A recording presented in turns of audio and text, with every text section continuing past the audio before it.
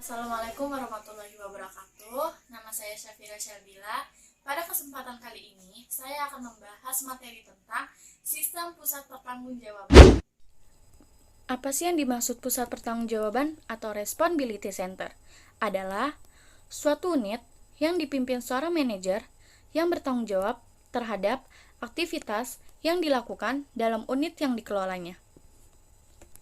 Menurut Hansen dan Samrin, ia berpendapat bahwa pusat pertanggungjawaban adalah suatu unit, bagian dari organisasi yang dipimpin seorang manajer yang bertanggung jawab atas hasil dari aktivitas pusat pertanggungjawaban yang dipimpinnya. 3 elemen sistem pengendalian hasil keuangan. Yang pertama, ada pusat-pusat pertanggungjawaban keuangan, yaitu yang mendefinisikan pembagian secara adil terhadap hasil-hasil keuangan yang dapat dipertanggungjawabkan dalam suatu organisasi. Yang kedua, ada sistem perencanaan dan pengendalian, serta proses manajemen formal lainnya yang digunakan untuk sejumlah pengendalian yang berhubungan dengan tujuan termasuk pengaturan sasaran-sasaran kinerja dan standar-standar untuk mengevaluasi kinerja. Yang ketiga, ada kontrak insentif yang mendefinisikan hubungan antara hasil dengan bermacam-macam pemberian imbalan dan hukuman organisasi.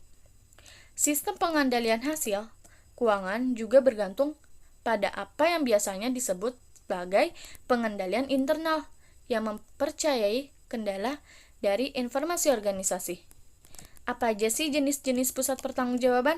Di sini saya akan membahas satu persatu tentang jenis-jenis pusat pertanggungjawaban.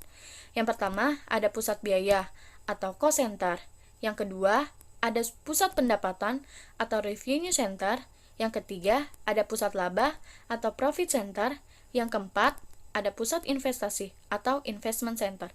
Pusat biaya atau cost center adalah suatu pusat pertanggungjawaban yang kinerja manajernya diukur berdasarkan biaya atau nilai masuknya.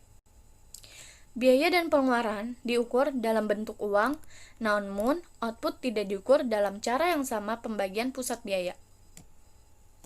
Yang kedua, ada pusat pendapatan atau revenue center, yaitu pusat pertanggungjawaban yang manajernya diberi wewenang untuk mengendalikan pendapatan pusat pertanggungjawaban tersebut.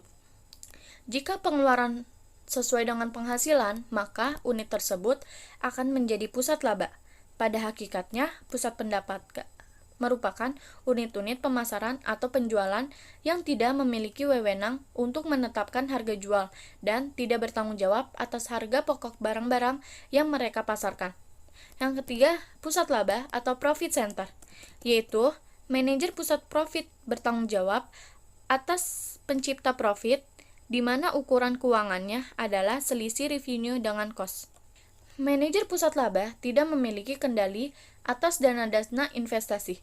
Sebagai contoh, manajer yang bertugas di salah satu taman bermain Six Flags bertanggung jawab terhadap pendapatan maupun biaya, tapi tidak memiliki kendali atas investasi utama di taman. Manajer pusat laba seringkali dievaluasi dengan membandingkan laba aktual dengan laba yang ditargetkan atau dianggarkan. Yang terakhir, ada pusat investment atau investasi center. Pusat laba yang manajernya diukur kinerjanya dengan menghubungkan laba yang diperoleh dengan investasi yang dilakukan oleh pusat pertanggungjawaban tersebut. Tipe pusat beban atau biaya. Pusat pertanggungjawaban biaya standar atau rekayasa, ada input dan output. Input dapat diukur dalam ukuran moneter, sedangkan output bisa diukur dalam keadaan fisik pusat. Pertanggungjawaban biaya dikelola atau diskresionari. Output yang diproduksi sulit untuk diukur. Hubungan output dan input tidak diketahui secara pasti. Pengendalian pusat biaya. Pusat biaya rekayasa. Penggunaan biaya standar versus biaya aktual. Pengendalian tambahan, misalnya volume produksi, kualitas, pelatihan, dan lain-lain. Pusat biaya diskresionari. Memastikan manajer terikat dengan tingkat biaya yang dianggarkan untuk mengupayakan pekerjaan selesai. Pengendalian subjektif atau non-finansial. pengendalian personil, dan benchmarking. Pusat profit. Sebagai pengukur kinerja, profit mestinya 1. Komprehensif, melibatkan berbagai aspek kinerja yang ada unobtrusif, menyeimbangkan revenue dengan cost. Tujuan kinerja pusat investasi dibagi menjadi 2. Yang pertama, menghasilkan profit maksimum dari sumber daya yang dikuasainya. Yang kedua, berinvestasi pada sumber daya tambahan hanya jika investasi dapat menghasilkan pengembalian yang memadai. Pusat pendapatan. Manajer pusat revenue bertanggung jawab atas beberapa jenis pengeluaran gaji karyawan, penjualan, dan komisi. Tidak bisa dilihat sebagai pusat profit pengeluaran terkait revenue, hanya bagian dari kecil revenue yang dihasilkan pusat revenue, tidak dihasilkan COGS.